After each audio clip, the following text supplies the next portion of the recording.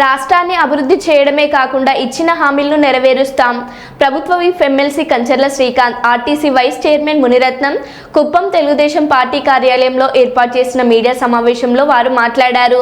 Visakha steel ప్లాంట్ను అన్ని విధాలా అభివృద్ధి చేస్తాం. కేవలం 11 సీట్లు ఇచ్చిన వైసీపీ పార్టీకి బుద్ధి రాలేదు. గత 5 ఏళ్లలో చంద్రబాబు నాయుడు గారు వైసీపీ ప్రభుత్వం నిర్వీర్యం విశాఖపట్నాన్ని ఎన్నో వేల మంది జీవనాధారం పారిశ్రామిక కేంద్రంగా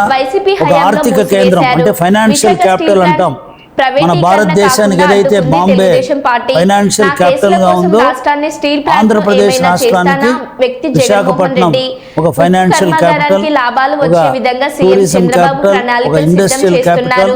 ఒక మంచి సిటీగా నిర్మించాలని అదేవిధంగా ఈ రోజు చంద్రబాబు నాయుడు గారు పెట్టుబడులు తీసుకురావడానికి ఏదైతే ప్రపంచ ఆర్థిక సంస్థ ఈ రోజు వరల్డ్ ఎకనామిక్ ఫోరం దావోస్ ఆ కెపాసిటీని చూసి చాలామంది ఆంధ్రప్రదేశ్కు ఇన్వెస్ట్మెంట్లు వస్తున్నారు. కాబట్టి ఈ రాష్ట్రం మనం అందరం కూడా కష్టపడి ముందుకు తీసుకోవాలని చెప్పి తెలియజేస్తూ వైసీపీ వాళ్ళు మన ఎమ్మెల్సీ గారు చెప్పినట్టుగా చాలా చౌకబారుగా చేస్తున్నారు. ప్రతి మంచి కార్యక్రమాన్ని కూడా విమర్శించడం, ఎప్పుడైనా కానీ అపోజిషన్ పార్టీ అనేది వాళ్ళకు కూడా ఒక బాధ్యత ఉంది. ఒక రాజ్యాంగ మనం చంద్రబాబు నాయుడు గారు ముఖ్యమంత్రిగా ఉన్నప్పుడు 1994లో BIFR ప్రమాదం ఏర్పడితే దాన్ని అధిగమించేందుకు అప్పుడున్న కాంగ్రెస్ కేంద్ర ప్రభుత్వం పెట్టుబడి పెట్టకుండా ఉంటే అప్పుడున్న ఎర్రనాయుడు గారి నేతృత్వంలో ఉన్న టీడీపీ ఎంపీలు దాని ప్లాంట్ను అమ్మటానికి ప్రయత్నిస్తే ఎంపీలు అందరూ కలిసి లోక్సభలో చేసిన పోరాటం ఫలితంగా ఆ రోజు దాన్ని కూడా ఆపటం జరిగింది. అంటే ఎప్పుడైనా సరే ఒక సంస్థని, ప్రభుత్వ రంగ సంస్థని కాపాడి అది ప్రజల కోసం, ప్రజల బాగోగుల కోసం ఉపయోగపడేలా చేయటంలో తెలుగుదేశం పార్టీ, చంద్రబాబు నాయుడు గారు, కూటమి ప్రభుత్వం రాత్రి పగలు కష్టపడి ఆ రాష్ట్రాన్ని మళ్ళీ కోలుకునే విధంగా మనం ఏ విధంగా తీసుకోపోతున్నాం, ఎంత కష్టపడుతున్నాం అనేది మీరందరూ గమనించాలని చెప్పి తెలియజేస్తూ ఇటువంటి పరిస్థితుల్లో విశాఖపట్నంలో రాజకీయం చేశారు. వచ్చి ఎన్ని అభివృద్ధి కార్యక్రమాలు ప్రారంభించారో మనం చూసాం. ముఖ్యంగా అద్భుతమైన అతిపెద్ద కార్యక్రమం సూర్యఘర్ కేంద్ర ప్రభుత్వ స్కీమ్ని 60% కేంద్ర ప్రభుత్వం, 40% లబ్ధిదారులు పెట్టుకోవాల్సి వస్తే దాంట్లో కూడా 40% కూడా నా కుప్పం నియోజకవర్గ ప్రజలకి, అంటే తెలుగుదేశం పార్టీ వాళ్ళకి కాదు, నా కుప్పం నియోజకవర్గ ప్రజలకి ఓటు వేసినా వేయకపోయినా వీళ్ళందరూ నా బిడ్డలే, నా కుటుంబ సభ్యులే అని చెప్పనేసి భావించి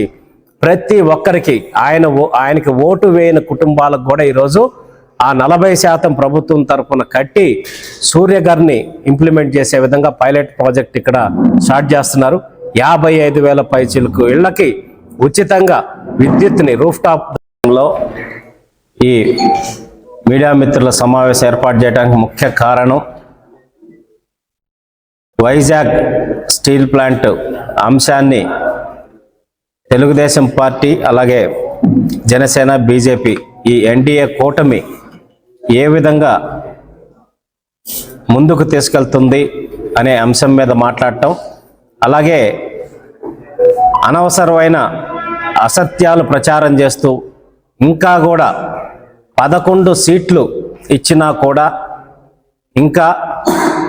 బుద్ధి రాకుండా, బుద్ధి తెచ్చుకోకుండా ఇంకా విషాన్ని ఏ విధంగా చిమ్మాలి ఈ ఆంధ్రప్రదేశ్ రాష్ట్రం మీద అని ఆలోచిస్తున్న వైఎస్ఆర్సీపీ పార్టీ మీద, పార్టీ నాయకులు చేస్తున్న అసత్య ప్రచారాల మీద కూడా మేము ఖండిస్తూ ఈ పత్రికా సమావేశాన్ని ఏర్పాటు చేయడం జరిగింది. మనందరికీ తెలుసు, ఆంధ్రప్రదేశ్లో, ఉమ్మడి ఆంధ్రప్రదేశ్లోనే ఎంతోమంది తెలుగు ప్రజలు, అంటే ఒక స్వాతంత్ర పోరాటంకి ఏ విధంగా భారతదేశంలో బ్రిటిష్ వారి మీద ఫైట్ చేశారో, విశాఖ ఉక్కు ఆంధ్రుల హక్కు అనే పేరుతోటి ఆనాడు ఎంతోమంది పోరాడి తెచ్చుకున్నటువంటి విశాఖ స్టీల్ ప్లాంట్, ఆ ఉక్కు ఫ్యాక్టరీ మనందరికీ ఒక ఘన కీర్తిని